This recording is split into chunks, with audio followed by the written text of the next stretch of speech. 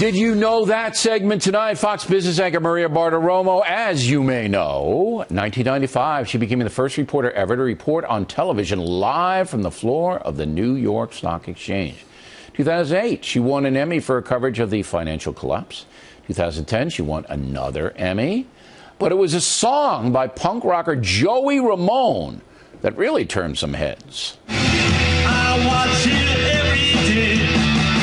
I watch it every night. She's a really inside Maria Bartiromo. Maria Bartiromo. Maria Bartiromo. Oh. All right, and here she is. Joey Ramone? Yeah, whoa. true. I know. It's How amazing. did that happen? You know, I was reporting from the floor every day, and he started emailing me. I thought it was just a regular viewer. He was a big CNBC watcher. That's right. Huh? And he was a big investor. Bill, most people don't know that Joey Ramone was actually an avid investor and really knew what he was doing. Really? So he started emailing me, asking me about stock picks and what was going on. And I was just talking with him thinking he was a viewer. And then he sends me an email and says, Maria, I wrote a song about you. I want you to come down to CBGB's and see me sing it. Right. And I said, wow. And then I said, please call me. And then I realized who I was dealing with. And so he was going on stage at 1 o'clock in the morning. At the time, I was on the air live at 6 a.m. There was no way you could have partied with him afterward and just gone into the job after that. But I regret not going. I think that was a nice compliment. Mr. Ramone did die from cancer in the early 2000s. Now, you're from Brooklyn, right? I am. You're kind of like a Saturday Night Fever person, right? Absolutely. Hey, Stephanie, I can walk you.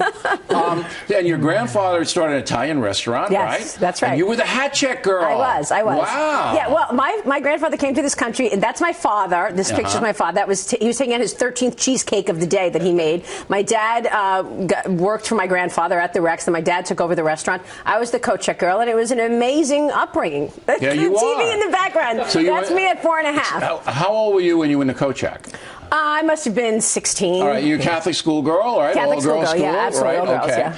And then you were a bookie. You became a bookie. I was not a Bartiromo bookie. was a bookie. I was not a bookie. Come on. I worked on Saturdays during school at OTB. That's not a bookie. gambling. It was a really good job. It was great. It paid great. I loved it. My mom worked at OTB. Was there a guy named Fat Lou working with you? There was not. All right, so you weren't a bookie. That's all right. I'll cross that off. Yeah. All right, so then you're working your whole life. You're a hat check. Hard work all the time, You go to NYU. You get a Yes. degree. That's right. Then how do you break into big time TV? Well, when I was at NYU, I got an internship at CNN as to get points for my senior year, and I really wanted to work for ABC, CBS, NBC. I thought these were the real, so what's CNN? It was a fledgling news channel. What I didn't realize is we were beginning to do something that nobody else was, and that was covering the first Gulf War as it was happening. I was a production assistant in business news at CNN Business News.